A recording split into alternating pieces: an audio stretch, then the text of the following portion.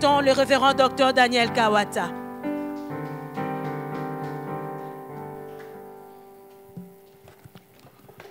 Oh, je crois que tu allais très bien acclamer. Et que tes acclamations seraient vraiment convaincantes. Et que Dieu te bénisse. Parce que tu es présent pour recevoir sa parole. Et sa parole aussi est présente pour te communiquer le plan de Dieu dans ta vie. Affermir ta vie. Et apporter dans ta vie ce que le ciel a déjà prévu. C'est pourquoi la parole de Dieu est une parole certaine. Elle est une parole certaine. Elle est digne d'être reçue. Voilà pourquoi nous continuons notre séminaire. Qui dit séminaire parle des enseignements. Et le thème de notre enseignement de ce séminaire, c'est les acclamations de Christ, de la crucifixion à la résurrection. Et nous allons analyser ce qu'il a réalisé qui mérite les acclamations. Et comment ça doit nécessairement affecter notre vie. Ce qui a fait l'objet de ces acclamations doit aussi affecter positivement notre vie. Alors hier, nous avons commencé par traiter le premier sous-thème de notre séminaire. Et nous avons dit celui-ci est vraiment le Fils de Dieu. Le sous-thème de celui-ci est vraiment le Fils de Dieu. Alors aujourd'hui, nous allons continuer dans cette même lignée. Mais notre sous-thème d'aujourd'hui s'intitule les acclamations pour la victoire sur le royaume des ténèbres. Il a mérité les acclamations pour la victoire qu'il a remportée sur le royaume des ténèbres. Hier, je vous ai dit, nous avions 5 points. Le premier point, il était question du soleil qui s'est arrêté, qui a arrêté sa lumière, et les ténèbres sont entrées. Cela est un signe que Dieu était en train de juger des dieux étrangers, qu'il était en train de démontrer sa puissance sur les puissances des ténèbres. Et aujourd'hui, nous allons revenir à cela pour parler des acclamations pour la victoire sur le royaume des ténèbres. Parce qu'il a dépouillé les autorités. Il a dépouillé les dominations à la croix. Alors nous allons retourner dans notre texte. Comme c'est un enseignement, attendez-vous à beaucoup de textes que nous allons lire. Certains, je vais juste les mentionner. D'autres, je vais lire pour une meilleure compréhension. Le premier texte, nous retournons dans notre texte de base, de Matthieu chapitre 27. Mais aujourd'hui, nous lisons les versets 45 à 50. Dans la version Louis II, il est écrit ceci. Depuis la 6e heure jusqu'à la 9e, il y eut des ténèbres sur la terre. Et vers la 9e heure, Jésus s'écria d'une voix forte, Élie, Élie, lama sabachthani. Ça veut dire, mon Dieu, pourquoi m'as-tu abandonné? Quelques-uns de ceux qui étaient là, l'ayant entendu dire, il appelle Élie. Et aussitôt, L'un de courut prendre une éponge. Il remplit plutôt de vinaigre.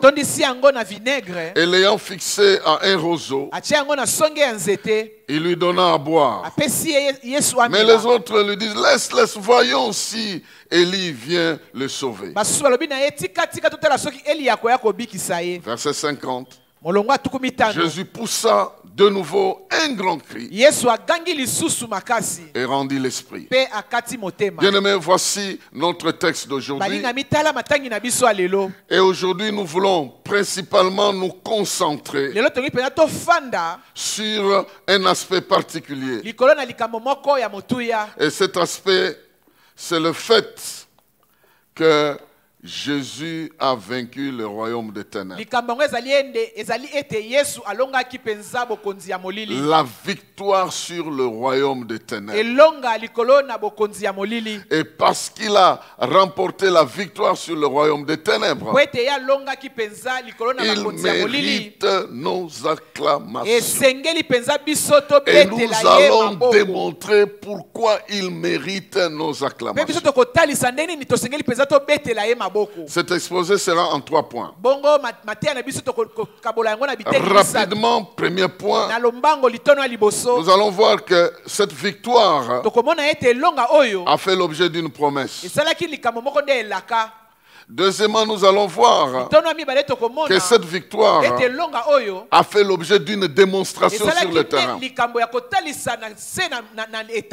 Et troisièmement, cette victoire a été rendue public à tout le monde à la croix. Ce qu'il a promis, ce qu'il a démontré, il a rendu ça disponible à tout le monde et pour toujours à la croix. Pour revenir au premier point, que c'est une victoire qui a fait l'objet de la promesse. 2 textes rapidement vont nous aider.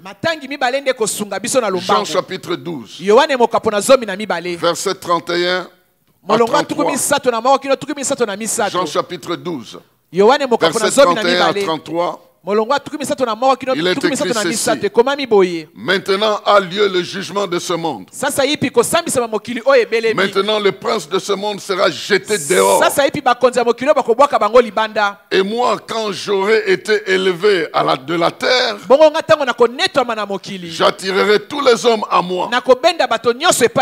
En parlant ainsi, il indiquait de quelle mort il devait mourir. Voici, bien-aimés dans le Seigneur, Jésus est en train de lier le fait de bouter le diable dehors. Il est en train de le lier à sa mort. Et quand lui sera élevé entre le ciel et la terre, sur une croix, en ce moment-là, le prince du monde sera jugé. Le prince de ce monde sera jeté dehors. Il sera détrôné. Il sera démystifié. Et Jésus l'avait déjà promis. Retenez cela. Il a dit, quand je vais monter sur la croix, le prince de ce monde sera jugé, sera jeté dehors. Nous allons un peu dans Jean chapitre 16. Jean chapitre 16, Jésus est en train de donner une autre promesse. Là, la promesse qu'il donne est liée à l'arrivée du Saint-Esprit. Et par rapport à ce que le Saint-Esprit doit faire, Jésus précise ceci. Jean chapitre 16, versets 8 à 11. Il dit, et quand il sera venu, il s'agit du Saint-Esprit, il convaincra le monde de ce qui concerne le péché, la justice et le jugement. En ce qui concerne le péché, parce que les gens ne croient pas en moi. En ce qui concerne la justice, parce que moi je vais auprès du Père et que vous ne me verrez plus, sous-entendu, voilà pourquoi vous allez réclamer votre justice. Et en ce qui concerne le jugement, verset 11, en ce qui concerne le jugement, parce que le prince de ce monde est jugé. Voici, bien aimé dans le Seigneur, il y a une série de textes qui nous montrent qu'à la croix, Jésus prévoyait prendre la victoire sur les puissances des ténèbres à partir déjà de son prince, c'est-à-dire du chef, de la tête de ce système de ténèbres. Alors, premièrement, je dis, cette victoire a fait l'objet d'une promesse. Pendant que Jésus était encore sur la terre, il a promis et il a lié cette victoire à sa mort. Voilà pourquoi nous sommes en train de dire que quand il est mort, il a effectivement accompli cette promesse-là. Deuxièmement, avant même sa mort, cette victoire a fait l'objet d'une démonstration. Elle a fait l'objet d'une démonstration parce qu'il a envoyé ses disciples sur le terrain en leur donnant le pouvoir sur le royaume des ténèbres. Il devait chasser les démons, il devait guérir les malades. Il leur a donné ce pouvoir, il les a envoyés en mission afin qu'ils leur démontrent que ce qu'ils étaient en train de faire là, un jour il rendra ça populaire, il rendra ça mondial, il va rendre ça permanent. La victoire qu'il leur donnait en ce moment-là, Dieu allait rendre ça permanent. Ce que les gens ont expérimenté pendant un temps, Jésus pensait rendre ça permanent. Mais avant de rendre ça permanent, il démontre sur le terrain. Et nous avons ça dans Luc chapitre 10. À partir du verset 17, il est écrit ceci. 17 à 21. Les 70 revinrent avec joie, disant, Seigneur, les démons même nous sont soumis en ton nom. Jésus leur dit, je voyais Satan tomber du ciel comme un éclair. Voici, je vous ai donné le pouvoir de marcher sur les serpents, les scorpions et sur toute la puissance de l'ennemi. Et rien ne pourra vous nuire. Cependant, ne vous réjouissez pas de ce que les esprits vous sont soumis, mais réjouissez-vous de ce que vos noms sont inscrits dans les cieux. En ce même moment, Jésus tressaillit de joie par le Saint-Esprit. Et il dit, je te loue, Père, Seigneur du ciel et de la terre, de ce que tu as caché ces choses aux sages et aux intelligents, et de ce que tu les as révélés aux enfants. Oui, Père, je te loue de ce que tu l'as voulu ainsi. Bien-aimé dans le Seigneur, Jésus fait une démonstration de ce qu'il allait pérenniser. Donc il démontre ça. Il envoie 70 personnes sur le terrain en leur donnant le pouvoir. Et ils sont allés sur le terrain, ils ont guéri les malades, ils ont chassé les démons, et ils sont revenus pour dire, ce que tu nous as demandé de faire, nous l'avons fait. Et ils étaient surpris de voir que c'est arrivé ainsi. Voilà pourquoi je te dis, tu seras surpris. Parce que toi aussi ça arrivera ainsi. Ce que les 70 ont accompli, le film ne s'est pas arrêté là. La victoire ne s'est pas arrêtée là. C'était une démonstration sur le terrain. Et maintenant à la croix, Il devait préparer les conditions pour que cette victoire soit pérennisée et qu'elle reste ouverte à tous. Je pense que tu es en train de me comprendre. Tu es en train de me suivre. Et tu comprends premièrement, la victoire sur le royaume des ténèbres a fait l'objet d'une promesse. Je ne sais pas vous renvoyer dans l'Ancien Testament pour vous démontrer toutes ces choses. Deuxièmement, la victoire sur le royaume des ténèbres a fait l'objet d'une démonstration sur le terrain.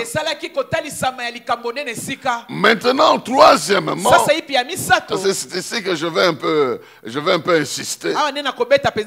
À la croix, il a rendu possible et permanent cette victoire. Il a fait que cette victoire promise et démontrée devienne à la portée de tous. Et comment il l'a fait? Il a fait par 3 actes. Il y a 3 actes qu'il a posés pour que cette victoire reste permanente et disponible à tous. Le premier acte qu'il a posé, il a aboli la loi par son accomplissement. C'est-à-dire il a accompli la loi. En accomplissant la loi, il a annulé son pouvoir. Il a annulé le pouvoir de la loi en l'accomplissant. Colossiens chapitre 2 verset 14 dit ceci: il a effacé l'acte dont les ordonnances nous condamnaient et qui subsistait contre nous, et il a détruit en le clouant à la croix. Donc la loi qui nous condamnait, il a détruit ça. Il a détruit ça comment? En l'accomplissant. Comment il a accompli? Il est écrit: le salaire du péché, c'est la mort. Le salaire du péché, c'est la mort.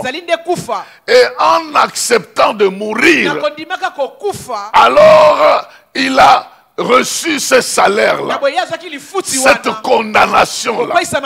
Il a eu ça sur lui. Dieu avait condamné le monde à cause du péché. Donc chacun de nous était destiné à la mort. Et parce que chacun était destiné à la mort, lui, Jésus, est venu sans avoir commis le péché. Il accepte de mourir à la place de ceux qui ont commis le péché, afin d'accomplir la loi et d'abolir le jugement qui est derrière cette loi-là. Il est écrit dans Ésaïe chapitre 53 verset 4 à 5: cependant, ce sont nos souffrances qu'il a portées. C'est de nos douleurs qu'il s'est chargé. Et nous l'avons considéré comme puni, frappé de Dieu et humilié. Mais il était blessé pour nos péchés, brisé pour nos iniquités. Le châtiment qui nous donne la paix est tombé sur lui. Et c'est par ces meurtrissures que nous sommes guéris. Il y a un aspect de ça que nous allons voir demain. Parce que dans ce que Christ a fait à la croix, il y a des choses qui concernent le royaume des ténèbres, mais il y a des choses qui concernent les hommes. Aujourd'hui, je parle de ce qui concerne le royaume des ténèbres. Et le premier acte qu'il a posé à la croix, il a détruit le pouvoir de la loi. Et il l'a accompli à la place des hommes. Il a été jugé coupable à la place des hommes, et la loi l'a condamné, et il a satisfait aux exigences de la loi en prenant la place de ceux qui n'avaient pas accompli la loi. D'abord, ce que nous devons dire, c'est que du point de vue humain, il a respecté toute la loi de Dieu. Ce que les hommes ne savent pas faire, il a fait ça. Mais à la fin, il est allé prendre la place des pécheurs pour mourir à leur place. Cet aspect, nous allons revenir à cela demain. Mais ici, nous voulons voir le côté du royaume des ténèbres. Parce que le royaume des ténèbres, comme nous allons le voir, a beaucoup profité de la loi. La force du royaume des ténèbres, c'était cette loi-là. Parce que celui qui pêche est coupable. Alors le diable a bien exploité la loi pour rendre les gens coupables. Maintenant, voilà que la première chose que Jésus fait, il vient répondre des péchés des hommes devant Dieu. Il vient prendre la place des hommes, leur condamnation. La condamnation que la loi avait déjà prononcée. Voilà pourquoi il a accompli la loi pour nous. Et il a détruit le pouvoir de la loi. Comme nous allons voir, pour remplacer ça par la justice de Dieu. Il y a un texte que nous lirons plus tard qui va nous donner l'explication de ça. Mais ici, je donne déjà le premier acte qu'il a posé. Il a détruit le pouvoir de la loi. Il a accompli la loi. Il a satisfait aux exigences de Dieu quant à ce qui concernait la loi. Comme le salaire du péché, c'est la mort, lui-même est allé mourir et il a donné sa vie à la croix afin que la loi cesse d'être un instrument pour condamner l'humanité.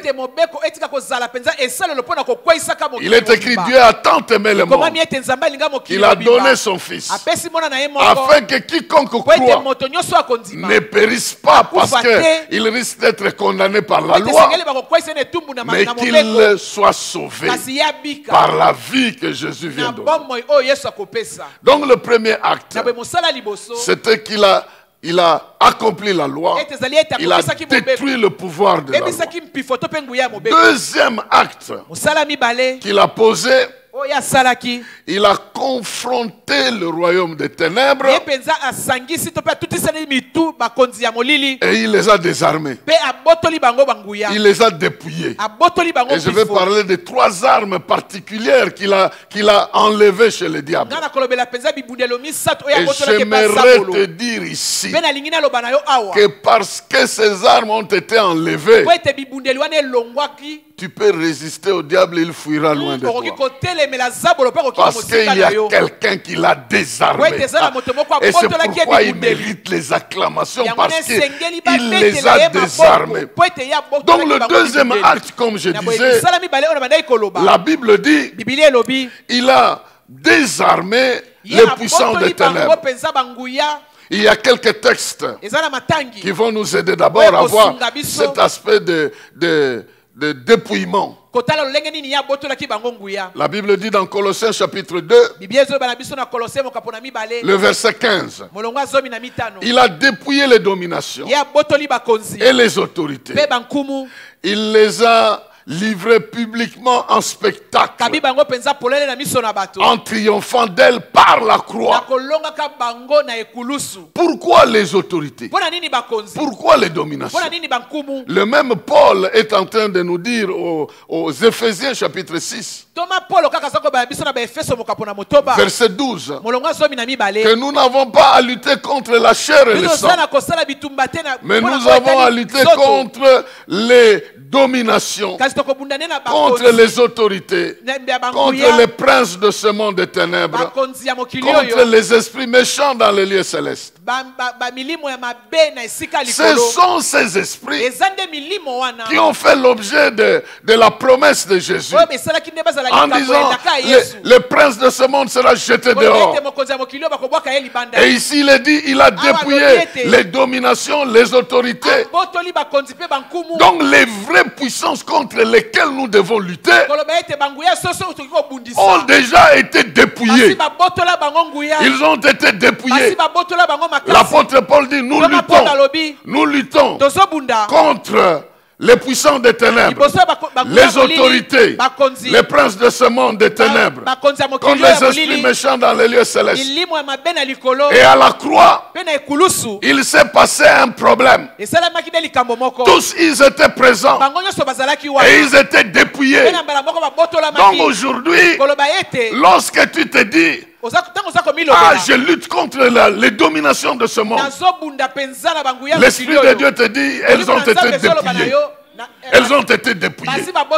Quand tu pries au Seigneur, je lutte contre les autorités, il te dit à la croix, elles ont été dépouillées. Quand tu luttes contre le prince de ce monde, on te dit à la croix, il a été jeté dehors, il a été dépouillé.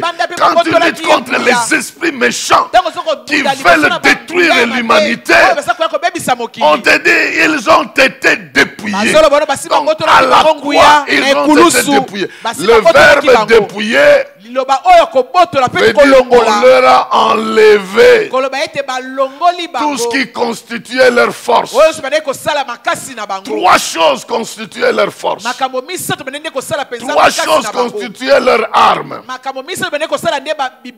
La première chose qui a été désarmée du diable, ça s'appelle la loi. Ça s'appelle la loi.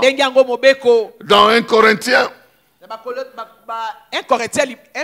chapitre 15, verset 56 à 57, il est écrit ceci: l'aiguillon de la mort, la force de la mort, la force de la mort, c'est le péché. La puissance du péché, c'est la loi. Mais grâce soit rendue à Dieu qui nous a donné la victoire par le Seigneur Jésus-Christ. Il nous a donc... Le diable, il utilise la loi pour nous faire pécher. Parce qu'il sait qu'après le péché, c'est la mort. Il te dit, il viendra te pousser à mentir. Il sait que le mensonge est un péché. Il vient te tenter, tu tombes dans le mensonge. Maintenant, quand tu tombes dans le mensonge, il te dit, tu as péché. Et parce que tu as péché, Dieu ne peut pas t'exaucer. Il ne peut pas faire ceci, cela. Tu n'as plus le droit d'obtenir quoi que ce soit auprès de Dieu. Mais maintenant Jésus est venu. Il a enlevé cette loi-là. Il a enlevé le pouvoir de la loi. Cela veut dire Dieu ne regarde pas d'abord à la loi de ce que tu aurais fait ou tu n'as pas fait. Mais il regarde d'abord à ce que Jésus a fait. Et si toi tu es uni à Jésus, si tu es uni à Jésus, ce que Jésus a fait t'appartient aussi. Donc le diable ne peut pas venir utiliser la loi pour venir te condamner parce que tu es uni avec celui qui a déjà été condamné par cette loi-là. Je ne sais pas si tu es en train de comprendre ces choses-là. La Bible dit les griffes de la mort. Les griffes. C'est le péché. En fait, Paul est en train de prendre l'image. Prends l'image d'un scorpion. Si tu vois les dents des scorpions là, les dents des scorpions là sont capables de te mordre pour communiquer la mort. Il dit que les dents là qui donnent la mort là, c'est le péché. Mais le liquide qui sort de ses dents pour donner la mort, c'est la loi. Or, Dieu a enlevé, c'est comme si un scorpion qui n'a plus de venin. Comme un serpent de quel on a retiré le venin. Il peut te mordre, mais il ne peut pas communiquer le venin parce que ça a été enlevé. Parce qu'il a déjà mordu Jésus, il a déjà donné son venin à Jésus, il est vidé de son venin, il ne peut plus le refabriquer. Maintenant, quand il mord quelqu'un, il n'y a rien qui peut arriver.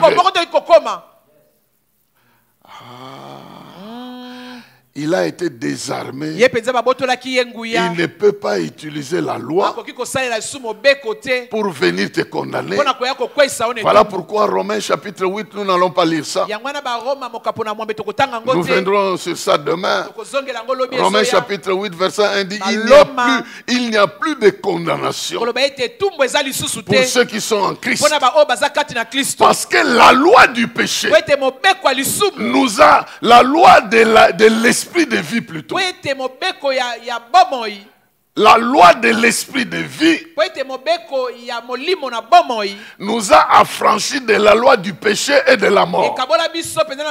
Il y a une nouvelle loi qui entre. C'est la loi de la vie. La loi de la mort est partie. La loi de la vie remplace. Parce que tous ont péché et sont condamnés. Et ils sont privés de la gloire de Dieu. Parce que le salaire du péché, c'est la mort. Mais Jésus a pris cette mort-là. Il a détruit le pouvoir de la loi. Maintenant, toi qui utilises la loi comme arme, tu n'auras personne parce que c'est une arme sans munitions. Le diable est resté avec une arme dont les munitions ont été enlevées. La loi qui agissait derrière le péché n'agit plus parce que quelqu'un est mort pour le péché. Ah, j'aimerais te dire combien Jésus a été acclamé parce qu'il a désarmé la loi d'entre les mains de l'ennemi. Il ne peut plus utiliser ça pour te condamner. Il ne peut plus utiliser ça pour t'avoir. Deuxième chose, deuxième arme que le diable a perdu, que Christ a désarmé, ça s'appelle la peur. Cette arme-là s'appelle la peur. S'appelle la peur. Dans Hébreux chapitre 2, versets 14 à 16, il est écrit ceci. Hébreux 2, 14 à 16. Ainsi donc, puisque les enfants participent au sang et à la chair, il y a également participé lui-même, afin que par la mort, il anéantisse celui qui avait la puissance de la mort, c'est-à-dire le diable, et qu'il délivra tous ceux qui, par la crainte de la mort, étaient toute leur vie retenus dans la servitude. Car assurément, ce n'est pas à des anges qu'il vient en aide, mais c'est la postérité d'Abraham. Je suis en train de parler à la postérité d'Abraham, que nous étions retenus par la mort, la peur de la mort. Et le diable a tellement utilisé la peur de la mort. Il te pousse dans le péché et il te dit, si tu ne fais pas ça, tu vas mourir. Et comme on a peur de la mort, on continue à faire ce qu'il nous demande de faire. Il y a plusieurs choses que le diable a utilisées pour maintenir les gens dans la peur. Oh, tu risques de perdre ta vie. Oh, tu risques de ne plus plus te marier si tu n'as pas d'enfants. Oh, si tu risques de ne plus les avoir à cause de tous les myomes qui sont dans ton ventre. Il faut nécessairement trouver un homme pour trouver un homme. Même si tu n'es pas marié, même si tu n'as... On te dit va chercher, sinon tu n'auras plus rien. Ça, c'est la peur que le diable a exercée. Oh non, avec ce coronavirus, est-ce que tu sais pas si tout le monde parle des méthodes humaines pour se protéger? Personne ne fait référence qu'il y a aussi un Dieu quelque part qui guérit, qui peut libérer. On va se laver les mains. Il y a même ceux qui se sont lavés les mains qui sont morts. Nous allons respecter ce principe-là. Et c'est sacré, nous le respecterons. Mais au-delà de ça, n'oublions pas qu'il y en a un qui a enlevé le pouvoir de la mort. Il a enlevé ça du diable. Et même la peur de la mort, il a enlevé. Imagine-toi, le diable te tend une arme. Il te dit, si tu ne renonces pas à Jésus, je te tue. Et puis tu lui dis, mais si je meurs, je vais aller rester avec Jésus. Qu'est-ce que la mort a à voir? Que je reste en vie ici, que je meurs, je serai toujours avec Jésus. Donc ton histoire-là, ce chantage-là, ça n'a rien à foutre. Ça n'a rien à faire. Parce que Jésus est mort, il est ressuscité en nous montrant que par où il est passé, nous passerons. De la même manière qu'il est mort, nous mourrons. Comme il est ressuscité, nous ressusciterons. Là où il est, nous resterons. Il a même dit à un brigand qui était à la croix qu'aujourd'hui tu seras avec moi dans le paradis. Comme la mort de Jésus ainsi que sa résurrection a arraché au diable son arme qu'il utilisait pour intimider les gens, que si tu ne fais pas ceci, tu vas mourir. C'est pourquoi je viens te dire, tu ne mourras pas à moins que Dieu l'ait décidé pour te prendre et que tu restes avec lui. L'apôtre Paul a dit que je vive dans ce monde, que j'aille au-delà, ça m'est égal. C'est Dieu qui aura voulu. Comme la mort doit perdre son pouvoir dans ta vie et ne peut continuer à te traumatiser pour rien. Il y en a un qui a perdu, il ne peut plus venir te terroriser. Pourquoi? Parce que c'est Jésus qui a la clé de la vie. C'est Jésus qui a la clé de la mort. Le diable n'a plus la clé de la mort. Il ne peut pas me terroriser. Ma vie dépend de Christ. Si je dois partir, c'est lui qui décidera. Si je dois rester, c'est lui qui décide. Donc le diable n'a rien à voir. Et à partir de ce moment-là, nous sommes appelés de lui résister. Il ne viendra pas me terroriser ou m'intimider. Et si je n'obéis pas, je vais mourir. C'est faux. Dis à ton voisin c'est faux. Dis à lui, dis à ton voisin c'est faux. Je ne veux plus craindre la mort parce que le diable me la présente. Il n'y a qu'un seul qui a le pouvoir sur ma vie. Il s'appelle Jésus-Christ. Il a vaincu le royaume des ténèbres. La Bible dit que par sa mort, il a anéanti. C'est le verbe qui est utilisé. Donc il a enlevé le pouvoir, anéantir, donc rendre néant la puissance du diable, la puissance de la mort. C'est pourquoi, bien-aimé dans le Seigneur, j'aimerais te dire, résiste au diable et il fuira loin de toi. Ne crains rien, fais confiance en Dieu. Ta vie dépend de Dieu. Il ne faudra pas qu'on vienne nous marchander. Oh, la mort est en train de venir, la mort. Faites ceci, faites cela. Elle ne viendra pas sur toi si Dieu n'aura pas décidé qu'elle vienne. Et d'abord, elle ne viendra pas non plus. Parce que 1000 tomberont à gauche, 10 000 à ta droite. Toi, tu n'es pas atteint. Tu n'es pas atteint. Et tu reçois ça au nom de Jésus-Christ.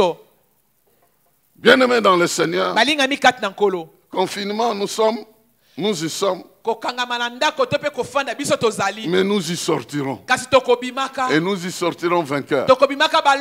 Voilà pourquoi, là où tu es, n'aie pas peur de la mort. Elle ne viendra que si Dieu le veut. Elle ne peut pas venir parce que quelqu'un t'intimide. En disant, toi, tu ne crois pas en Dieu. Hein? Tu ne crois pas en Dieu. Maintenant, ça vient. Et maintenant, il y a une sorte de marchandage. Que vous êtes en train de mourir. Parce que nécessairement,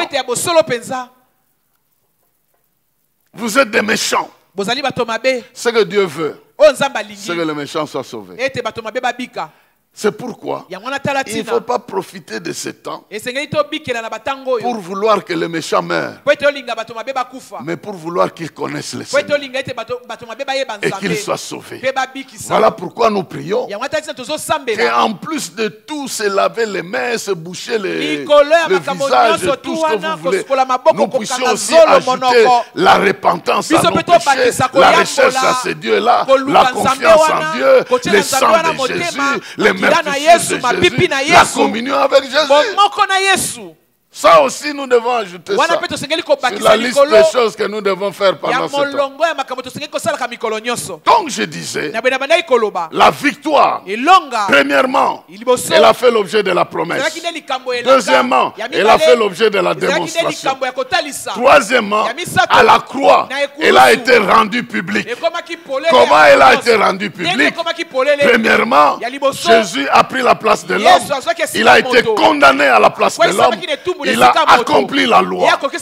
Deuxièmement, il a dépouillé les autorités et les puissances des ténèbres. Il a enlevé et le pouvoir d'utiliser la loi. C'est pourquoi il est écrit qu'on ne vous condamne pas sur ceci, qu'on ne vous juge pas sur cela, qu'on ne fasse pas de jugement sur votre personne. Il y a des gens, on dirait Dieu les a établis comme des policiers en train d'aller vérifier la vie des gens. Ils le font même dans l'église. Ce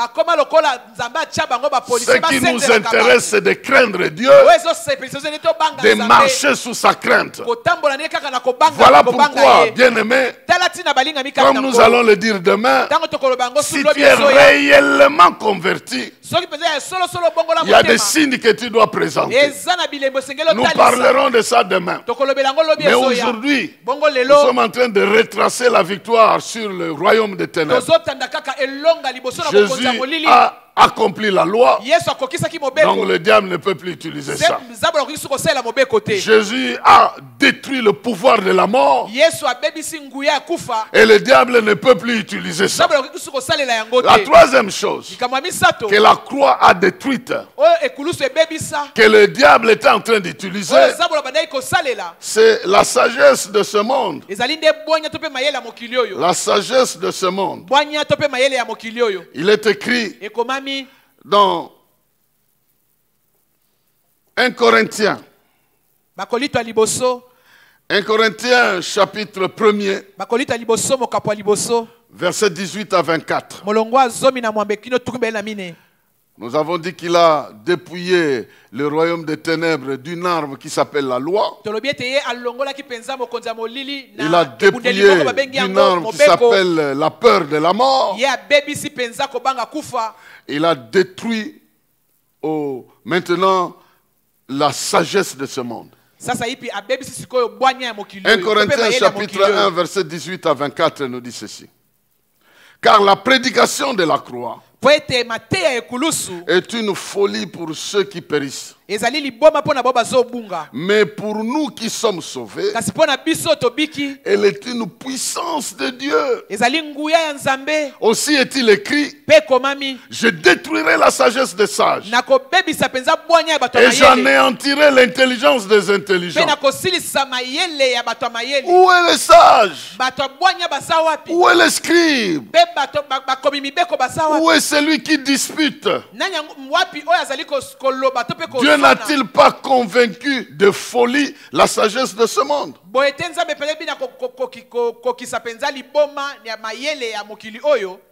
Car puisque le monde avec sa sagesse, n'a point connu Dieu dans sa sagesse, dans la sagesse de Dieu, il a plu à Dieu de sauver les croyants par la folie de la prédication. Les Juifs demandent des miracles et les Grecs cherchent la sagesse. Les Juifs demandent les miracles.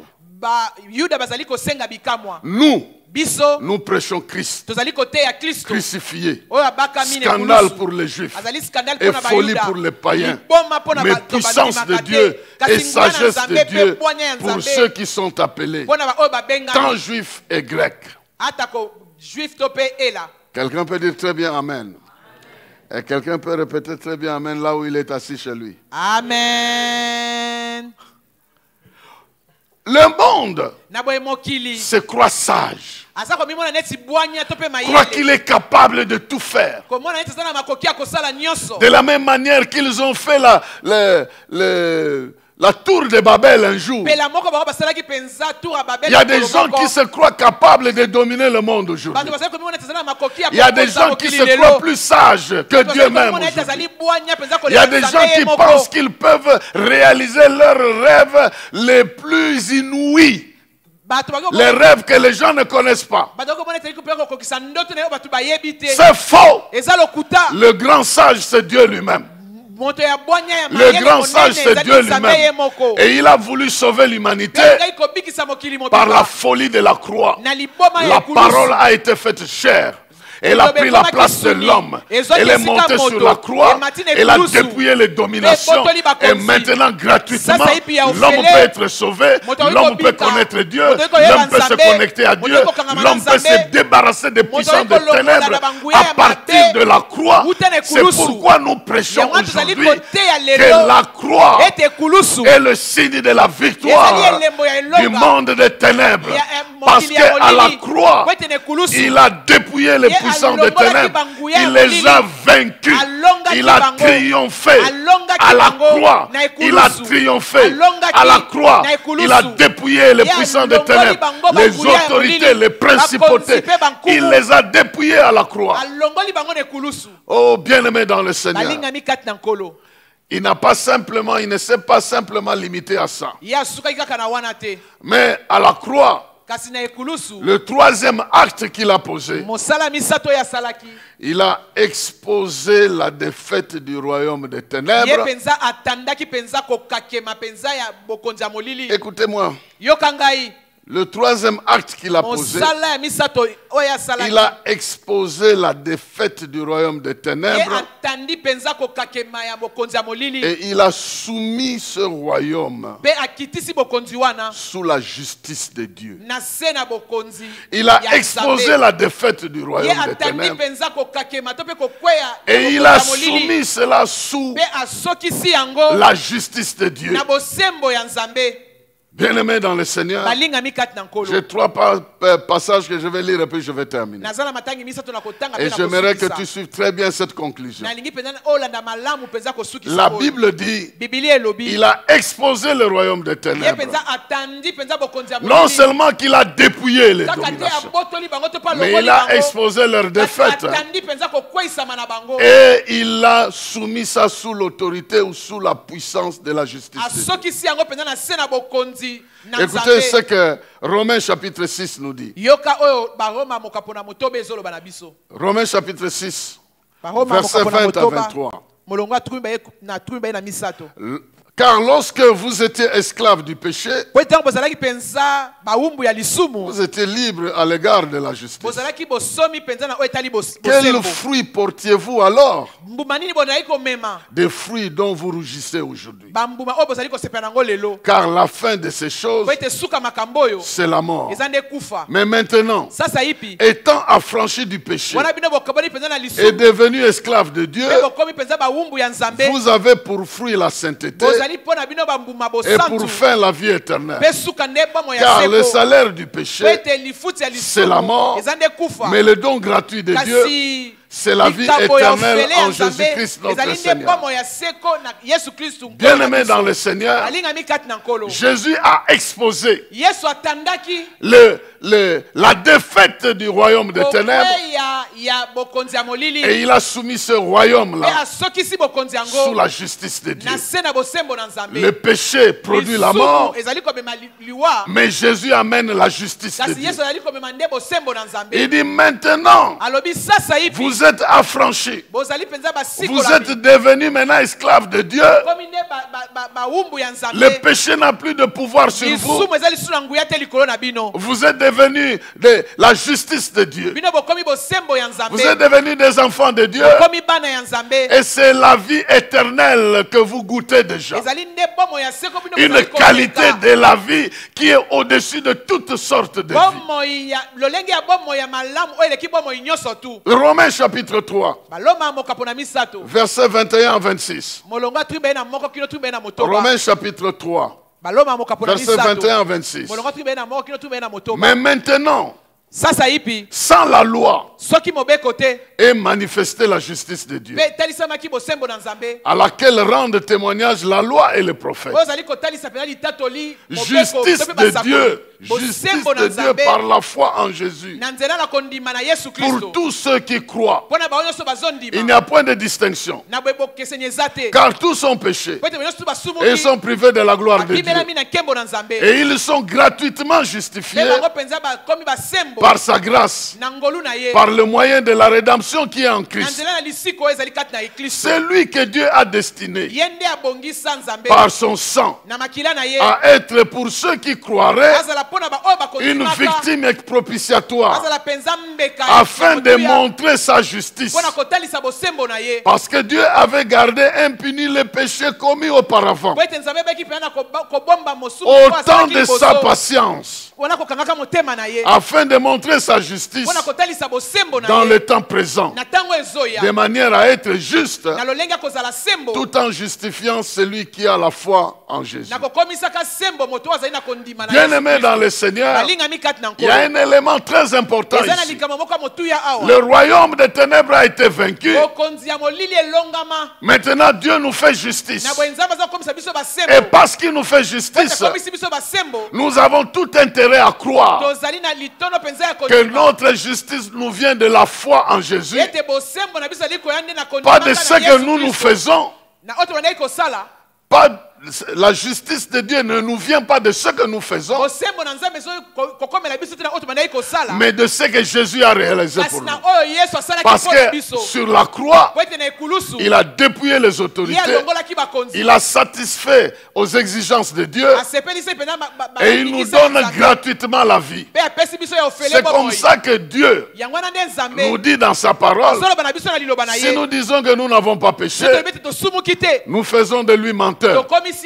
Mais si nous confessons nos péchés, il est fidèle et juste pour nous pardonner et pour nous purifier.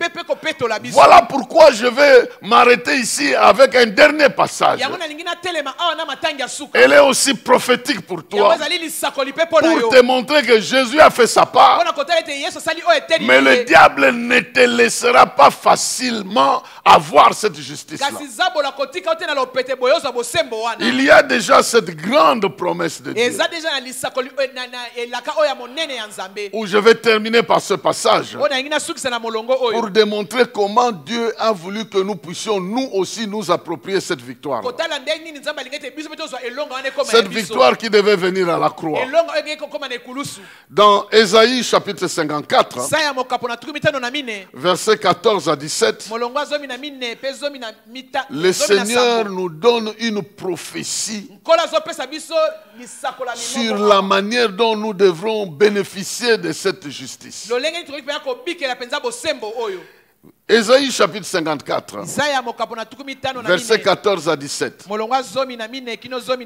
Il dit ceci: tu seras affermi par la justice, bannis l'inquiétude Car tu n'as rien à craindre. Et enlève la frayeur. Car elle ne s'approchera pas de toi.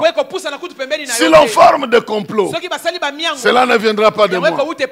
Quiconque se liguera contre toi tombera sous ton pouvoir. Maintenant Dieu explique. Voici, j'ai créé l'ouvrier qui souffle le charbon au feu et qui fabrique une arme pour son travail. Mais j'ai créé aussi les destructeurs pour la briser. C'est ici, j'aimerais que tu comprennes une dimension de révélation. Dieu dit ceci: j'ai créé l'ouvrier qui souffle le charbon au feu et qui fabrique une arme pour son travail. Ici, tu dois voir le diable qui utilise la loi, qui utilise la mort comme un instrument de son travail pour essayer de te nuire, pour essayer de réaliser ses complots contre toi, pour essayer de réaliser ses projets contre toi. Mais le verset 16 termine par ceci. Il dit: j'ai aussi créé le destructeur pour briser cette arme-là. J'ai créé quelqu'un qui naturellement utilise le fer pour fabriquer l'arme. Mais j'ai aussi créé quelqu'un pour le détruire. C'est Jésus qui est venu ici comme quelqu'un créé pour détruire le travail de ce forgeron-là. C'est pourquoi il est dit: toute arme forgée contre toi sera sans effet. Ça sera sans effet. Et toute langue qui s'élève en justice contre toi pour utiliser la mort, pour utiliser la loi, pour utiliser la sagesse de ce monde, pour essayer de te condamner, c'est toi qui condamneras cela. Ça, c'est l'héritage des serviteurs de l'Éternel. Il est tel est le salut, la délivrance qui leur vient de moi, dit l'Éternel. De la part de l'Éternel, il est dit: tu seras fermé par la justice. Donc quelqu'un ne peut plus te condamner, car Christ est mort pour toi. Le diable est ici, pris en image comme quelqu'un normalement qui exploite la loi, qui exploite ce qui existe déjà pour former les armes et détruire le peuple. Mais Dieu a aussi créé le destructeur de ces armes-là. Jésus est le destructeur de la peur. Jésus est le destructeur de la honte. Jésus est le destructeur des défaites. Jésus est le destructeur de la mort. Jésus est le destructeur de toute arme que le diable peut monter contre toi, parce que tu es en lui, parce qu'il est en toi. Ah, tu n'as pas besoin d'avoir peur. Maintenant nous retournons dans la démonstration qu'il a faite. Il a envoyé ses disciples avec le pouvoir de chasser les serpents, plutôt de chasser les démons et de guérir les malades. À la croix, il a pérennisé cela. Il a rendu ça public. À cause de Jésus, tu peux marcher sur les serpents, tu peux marcher sur les scorpions, parce qu'il a payé le prix, parce qu'il a désarmé le monde des ténèbres, et parce qu'il nous a accordé la justice. N'est-ce pas qu'il mérite les acclamations? N'est-ce pas qu'il mérite les acclamations? N'est-ce pas qu'il mérite les acclamations? Pendant que tu l'acclames, il te bénit. Il t'a donné le pouvoir de marcher sur les serpents, sur les scorpions. Toute arme forgée contre toi, tu peux bannir cela. Parce que tu es dans tes droits. La peur a été bannie, la mort a été bannie, le pouvoir des ténèbres ont été défiés. Ils ne peuvent pas utiliser ni la magie, ni la sorcellerie, ni le puissant des ténèbres pour t'envoûter. Les envoûtements ne marcheront plus, les malédictions ne marcheront plus. Aucune chose que l'ennemi peut faire ne peut avoir le pouvoir sur toi. Toi, tu as reçu de la part de Dieu Dieu le droit de condamner toutes ces choses. Qu'il en soit ainsi. Et tu es béni à ce deuxième jour. Et nous nous retrouvons demain avec la suite de ces acclamations de Jésus-Christ, de la crucifixion à la résurrection. Que Dieu te bénisse. Amen.